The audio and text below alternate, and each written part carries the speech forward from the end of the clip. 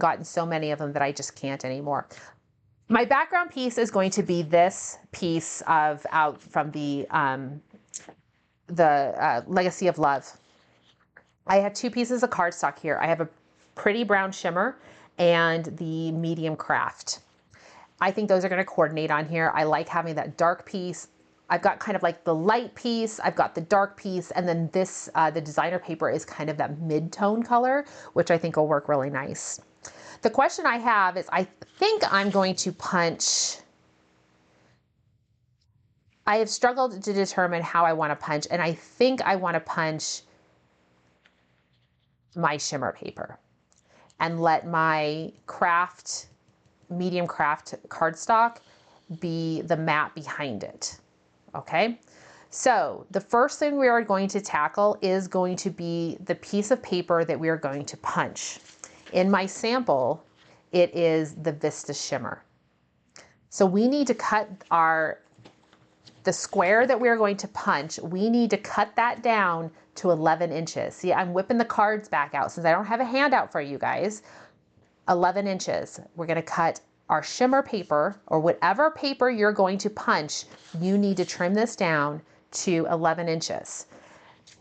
This might be a segment of the video that you want to just watch. If you're watching it live, let me put it together and show you. You can catch the recording later and have all those measurements and be able to to stop it as needed to make sure you're cutting things correctly. So I'm going to cut this down to 11 inches, 11-inch square. That's what we need. Now what I need to do here is I need to find the center on all my sides. The center will be at 5.5 inches. I should have written that one down. 5.5 inches is going to be the middle of our piece of paper here. So you can, with your 11 inches, I can center this on my cutting mat. I can find where my my corners belong, and then I could come in here right at 5.5 inches and mark my, or excuse me, then I would come in and mark it at the 6 inches, but that gets complicated.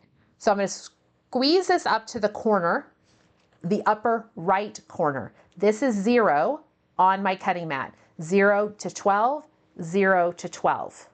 So right here. And I'm going to mark at 5.5 inches, coming down 5.5 inches, coming over 5.5 inches. I can find the corresponding piece over here. It's right there. And coming down here and finding the corresponding bit as well. It's right there. Now I've got those all marked. Now, when I use my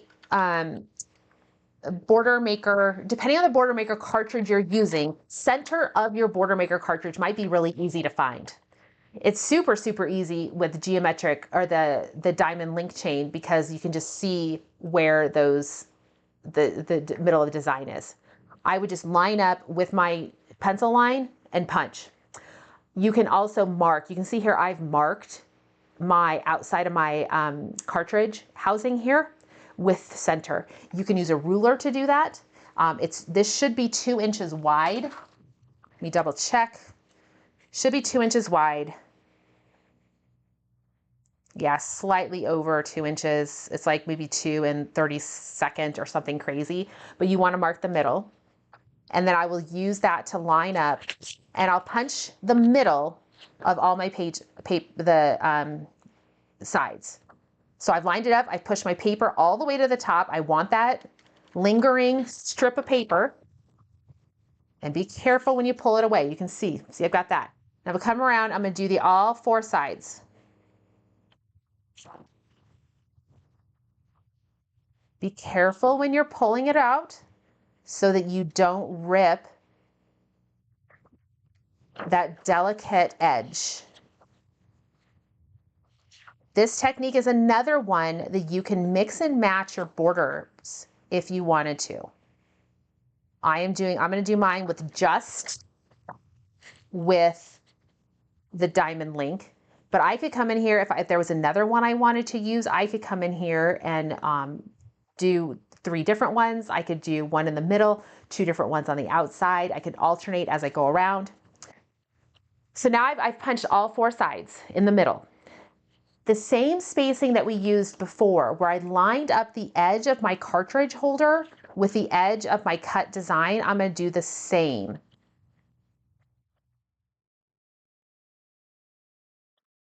Yeah, just hold on just a second. I'm mentally thinking, I'm pretty certain that's what I did. Yes, okay. I was having a moment. This is what happens when I don't put a handout together. When I put the handout together is when I edit my, double check my measurements and everything. And punch. Same thing on the other side, lining it up. This is the great part. You're just using those easy reference points and punching. I'm going to repeat. This punch makes me think of barbed wire for some reason. I know it's different, but it just does. Or twisted wire. Make sure you're flipping. If you're punching from the back side, remember to flip your paper over. And I am caught. Oh, I'm caught. It's okay. Multi-purpose tool to the rescue. I need to flip it over. There is my culprit.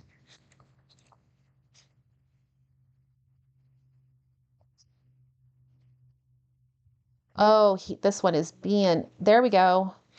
Maybe. Where is it catching?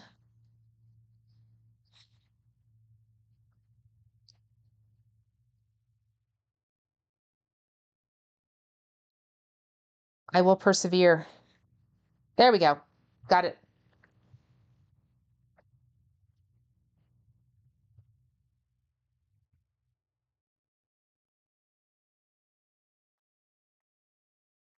Just continuing around.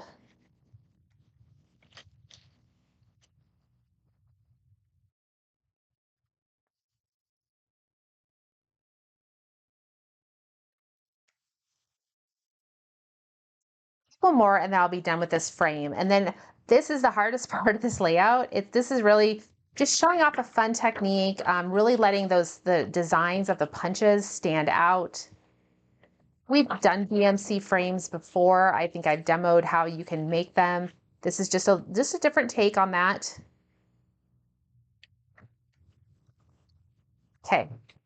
All right, I've got my pieces there.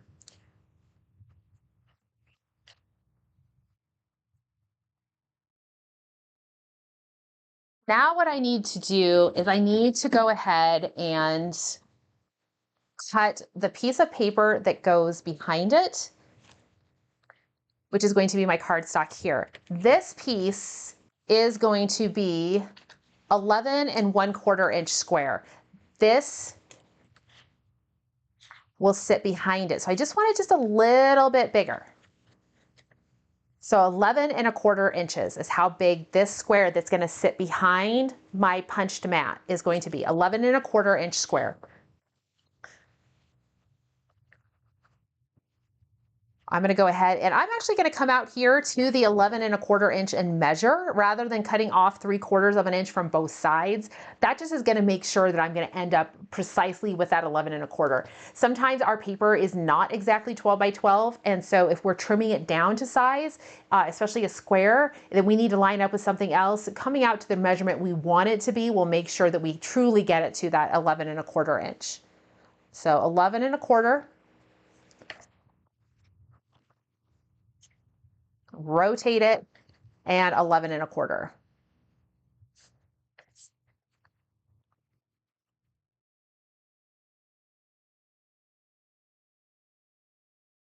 This is going to sit behind.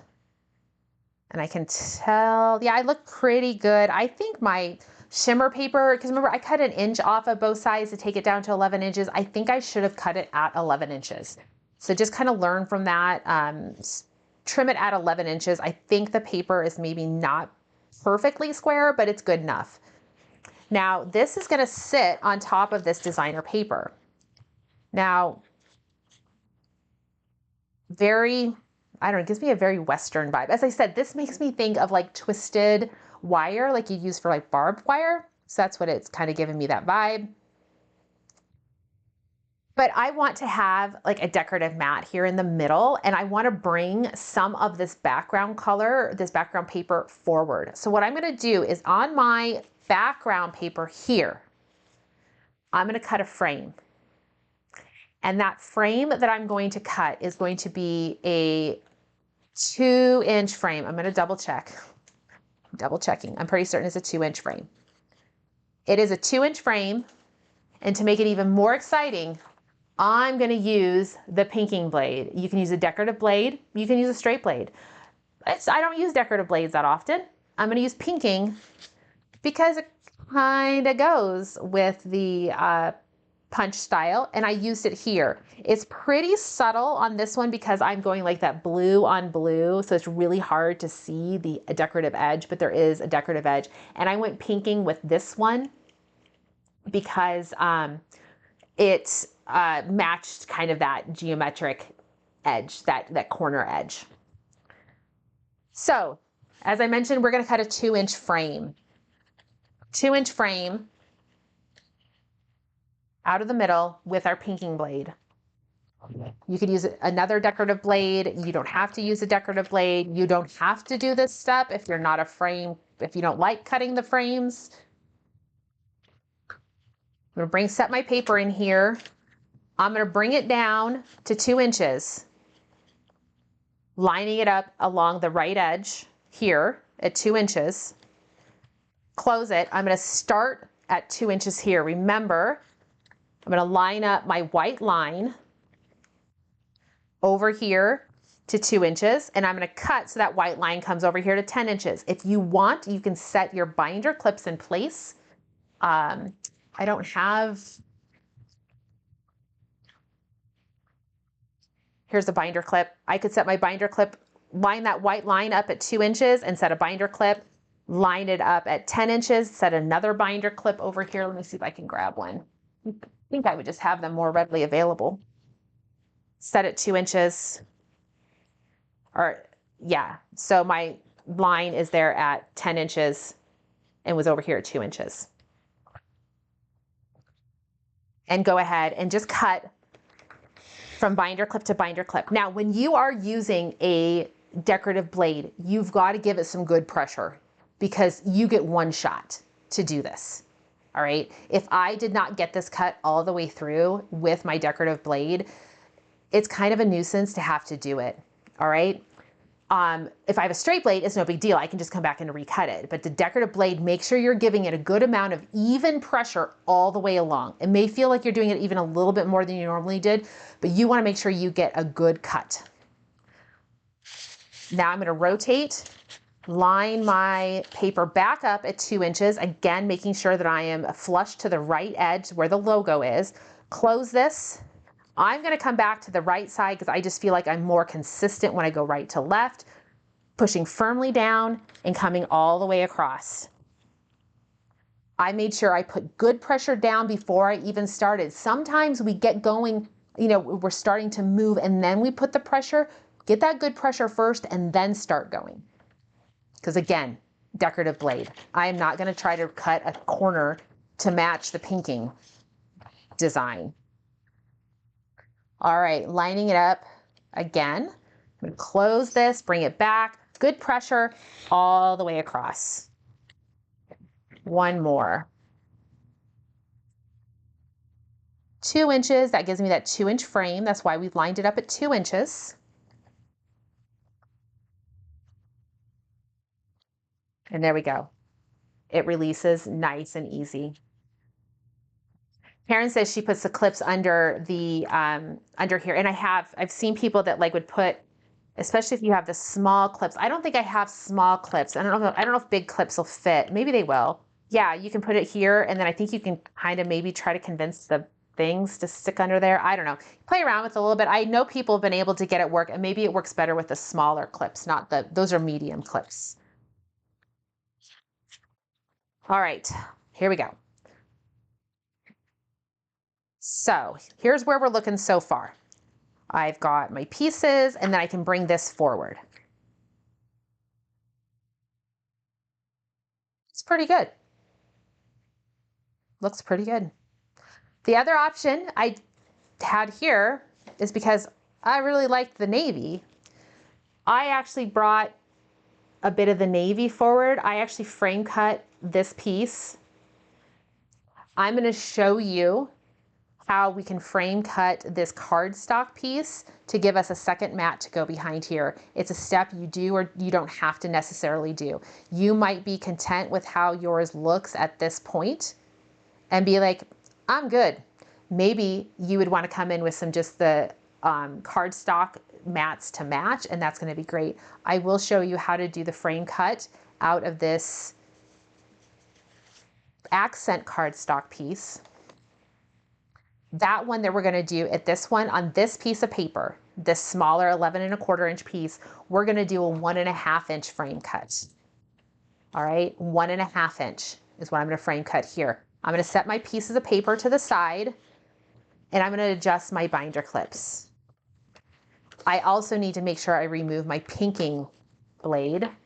Coming back to my straight blade, I'm going to adjust my binder clips. I'm going to bring this over to 1½ inches. I'm going to set my binder. So I'm set at 1½. The white line is at 1½. I'm going to set my binder clip.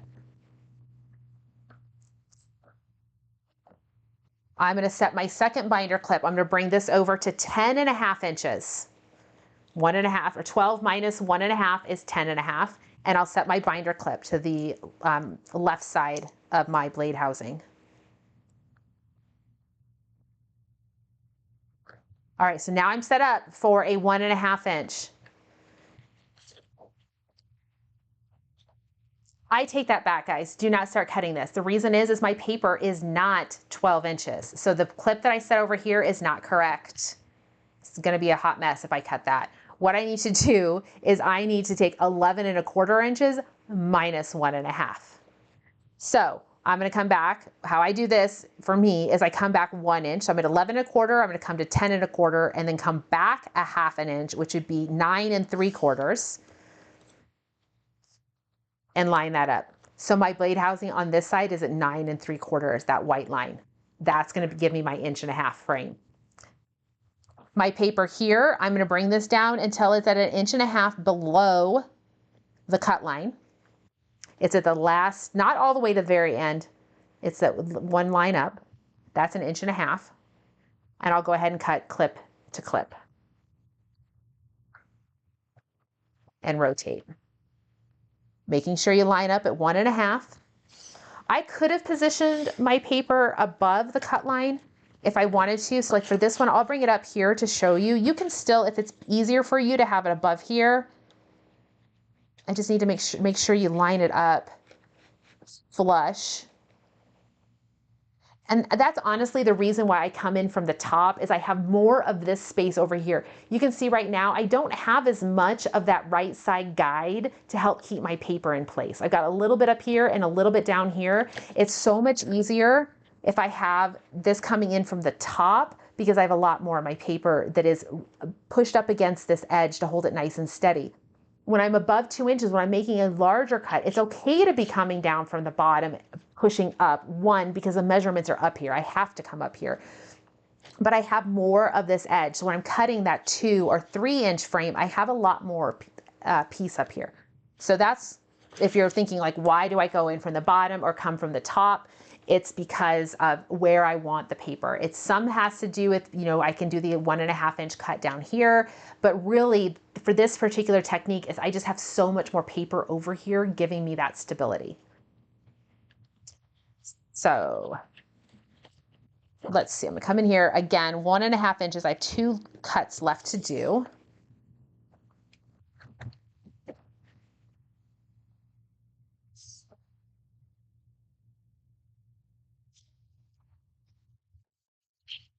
There we go.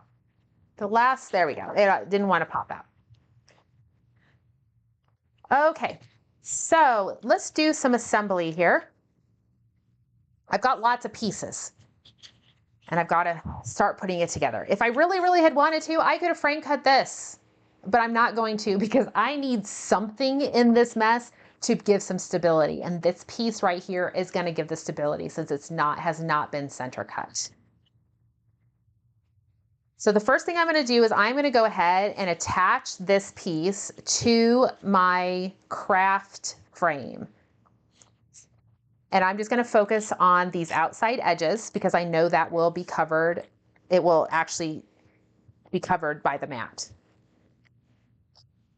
If you want to come in and work in some repo adhesive along your edges, you could definitely do so. I really should have my silicone mat out, but I don't.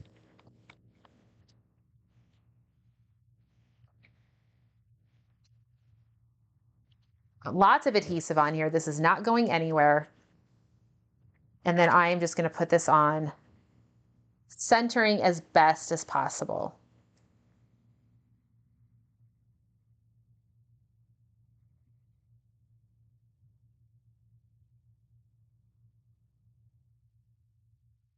Okay. Now, this piece is going to get put onto the frame here.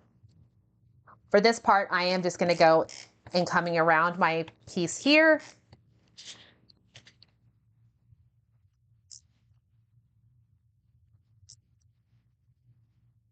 And this is going to get centered. I should have about 1/4 of an inch all the way around. Actually, 1/2 inch. It's a half, well, no, I take it back. It's not 1/4 of an inch. It's like some crazy number. Just center it. I'm having a moment trying to get the mental math. It's 11 1/4. It's 3/4 of an inch. So that's like 3/8 of an inch all the way around. I'm having to do some fraction math, which I'm normally pretty good at. This piece should be, I don't have a whole lot of space here. I wish I had a little bit more, that you could see a little bit more of the craft color coming through. I think what I'm actually going to do here is I'm going to trim this down just a little smaller. So I'm going to grab my trimmer. I want a little bit more of my craft background coming through. So what I'm going to do is I'm going to put my pinking blade back in, and I'm going to cut off just a little bit off of 2 edges. I just want to give myself a little bit more of that paper to come through. So I'm cutting off just a little bit more than 1/8 of an inch. Okay, here's another thing when you're using your decorative blades, you can't do little slices. You got to cut off that edge so that your decorative edge can reestablish itself. So you can't just do like a little 1/16 of an inch like we can with a straight blade. You've got to come in and do like definitely at least 1/8 of an inch, even a little bit more. And I'm doing just a smidge past that 1/8 of an inch.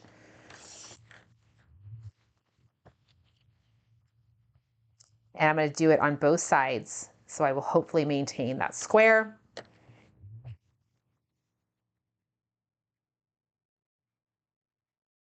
And now I have more of that matte color coming through. So I like that. I wanted to see a little bit more of that matte color. Depending on your paper, you could flip it over. This was decorative paper. I didn't want to use the stripe side because I thought the stripe was just a little bit maybe much for the look I was going for, but I could put my stripe here. So when you've got that designer paper there, you've got options.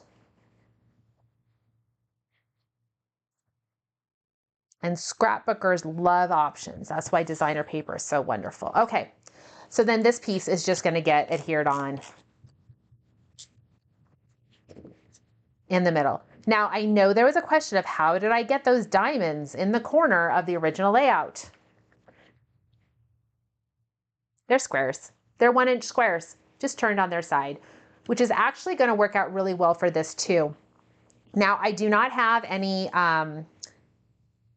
scrap paper here. I probably could have gutted this, the craft paper behind here if I wanted to be able to pull that cardstock color here.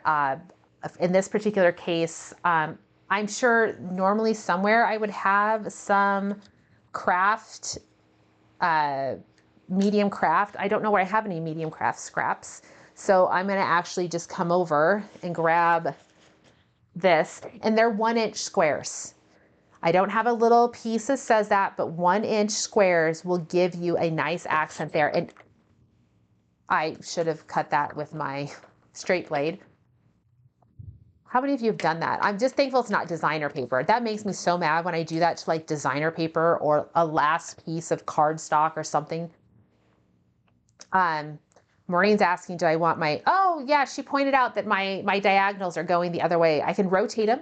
I could leave them that way if I wanted to, if I wanted kind of that eclectic look where my diagonals are going two different directions. We'll take a peek here in a second and I'll see about switching them around. Eagle eyes there for Maureen.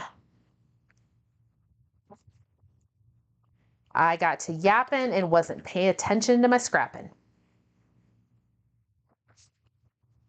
So these are just 1-inch blocks. And you could do 1-inch circles, you could do whatever. You don't quite have enough space here to be able to use like one of our big punches, or not big punches, but you could use a mini punch. If you did this with like Hit the Road, you could use like the little stop sign, or the little road sign would fit super cute in there. If you guys got those mini trios, like the mini trio size is gonna fit in there. The regular shape punch sizes, gonna really depend on the piece you use, but it just sits in there like such. I'm going to tape these in, and then we'll take a look at fitting the whether I need to make an adjustment with that piece. So this is just going to get put in here. And what is great about this is definitely, make it work for your supplies, what you have, what you need the theme to do. It's kind of a statement page. It is, if you need to have another page over here, I have this set up that you could put squares, but you can really do whatever you kind of want in here. You could have a title up here with a couple of 4x6s that would sit here. And then maybe on this page, you could come in with some more of the, some more photos. You could come across the bottom of the page over here using the technique that I showed before. Like imagine if I had punched the second page over here, you could come in with that same border, doing a punched here and a punched across the top. Lots of options to be able to expand this into a 2-page layout, just different ways that you can make a companion page. Having options to make a companion page when you've got a statement page, but you need to make it a 2-page layout is good to have. Just some basic ideas. I'm going to go ahead and lift this, and I'm going to rotate it. So then it will be going all the right direction.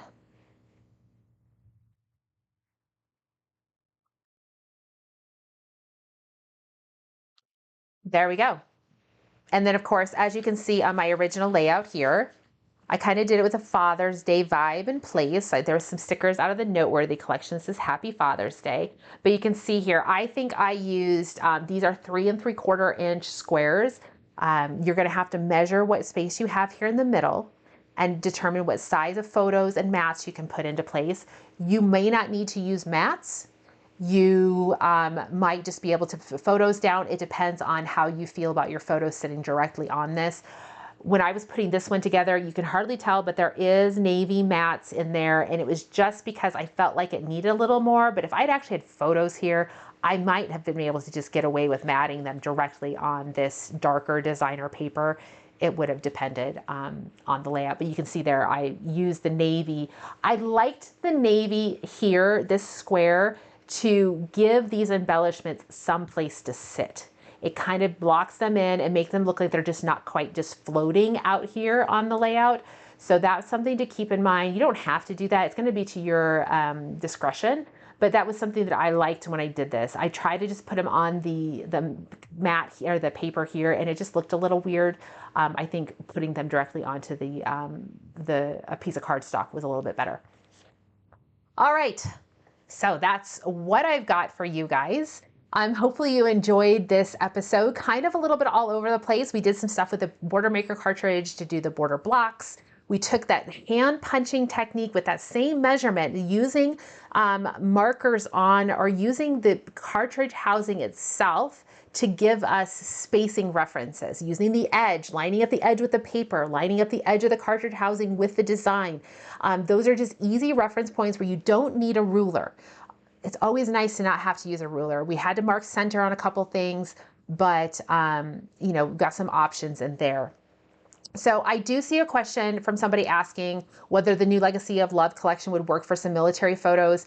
It's really going to depend. There are some, I think you could, because I think the Legacy of Love has creams and browns and blacks and grays. You can bring in some of those greens, especially if, I mean, World War II photos probably are more black and white, but if you are working with anything that you happen to have in color, if you visited a museum or something like that, you can bring in some of that army green. But even if you have black and white photos and you're working with military, bringing in those colors that we know are in the photos can be really helpful. We know there's more than likely, depending on where the pictures are from, we know there's probably those army green colors in there, you know, like I said, depending on where they're stationed and what kind of uniform that they're in. If they're obviously in the Navy or so forth, they may not be wearing the army green, but you kind of guys, you know what I'm talking about. You can definitely bring in those things. So I would give it a shot. I would definitely try it. And there's always the flip side of the papers. And you can look at the papers online if you want to see everything a little bit closer. All right. So what do we got? So Scrapbook Live will not happen next week because I'm going to be out of town. Cody is summer vacation, or summer break has started for Cody. He just finished school on Tuesday. So next week we go out of town for a lacrosse tournament. That should be fun. Our first competitive lacrosse tournament. We'll give this a whirl and see how that goes. And then starting in June, Scrapbook Live is going to move to Wednesdays just for the summer. It just works out a little bit better, gives me a little bit more flexibility if we decide to do any weekend getaways, and I'm not having to cancel them like I'm having to reschedule or just cancel next week's Scrapbook Live. So we'll switch to Wednesdays in the month of June and July. When August rolls around, we'll be back on Fridays because we'll be back in school, and that just works out better. A quick reminder too that the Summer Scrap Challenge that Tessa and I do is getting ready to start. We have our kickoff crop next week on the 27th. And then the Monday after that, which is I think June 2nd, is when the first challenge layout will be posted into our private Facebook group. This is a lot of fun. It's 8 weeks of challenges and throwback layouts, and we just have a good old time. It's like a power hour on massive steroids. The community is fantastic. I'm going to tell you guys that there are some ladies in there that have so much crazy talent and generosity and just loving in the terms of the support that we give to each other to keep going through and working on progress and celebrating every layout that we get done when we're distracted so much by the wonderful summertime. Okay. And then I think that's kind of it. Power Hour is coming up later in the month of June. There is a promotion starting on Monday. So right now, the Creative Memories is wrapping up their pod promotion, their pod insert. If you spend $110, you can get a free retro stripe pod. That is going to be winding down over the course of the weekend. They will sell out of those pods, the pod inserts. On Monday, Tuesday, excuse me, it's on Tuesday. You will have the option to place a $135 order. That's if you're US, and you can take your choice and pick either of the flamingo bundles. There's a bundle that has the flamingo punch, and it has a simple page kit that is the flamingo vibe to it. And then you could also choose, instead of those two items, which are bundled together, you can choose the Flamingo Fun pink 12 by 12 cover set. Has a cute little flamingo on it. So you have the two options there. If you spend $270 or more, you can select both, or you can choose two, up to 4 bundles per order. So I did see a question, somebody asking whether or not both will be available, because they basically said they're going to, Creative Memory said the pod insert promo will go until those pod inserts run out. Creative Memory said they're pretty certain the pod inserts will sell out over the weekend. So more than likely there will be no pod inserts available on Tuesday when the Flamingo bundle launches. However, if you think maybe you'll be able to grab one because maybe you noticed Tuesday morning that they haven't sold through, that they still have them available on the website, I would be ready to order right away. Because if there are any of those pod inserts remaining by Tuesday morning when the Flamingo bundle launches, they'll be gone quick. They will be gone quick. So as far as I know, you will be able to double dip. However, the likelihood of that happening is real small. I would not count on it. So if you know you want one of those pods, you're going to have to make the decision before Tuesday if you want one. All right, everyone. It was so fantastic to see you guys. I hope you have a wonderful and safe Memorial holiday weekend. And I will be back then. I'll get it onto my calendar. I'll be back on June 4th I don't know what the project will be. I'll do that as a TBH, a to be determined later, not a TBH. But on June 4th at noon. We'll still stay with the noon time frame, or noon Pacific time, but we'll just move to Wednesdays for the months of June and July, just to give ourselves the weekends that we can go, I don't know, get a head start on the weekend. All right, everybody, thanks so much for joining me. I will have the recording of this uploaded really soon to YouTube. So if you came in late and you missed some of it, I know there's some questions about what BMCs I used. You'll have a chance to go back and watch the video. I will try to update the blog post with more details on what BMCs I use. I know I mentioned a lot of names. A lot of them are retired, and I apologize for that. But I do like to dive back into, if I didn't use retired ones, they would sit there so lonely. I mean, we've invested in these punches. We need to use them. So yeah. All right, everybody, take care. I will see you all soon.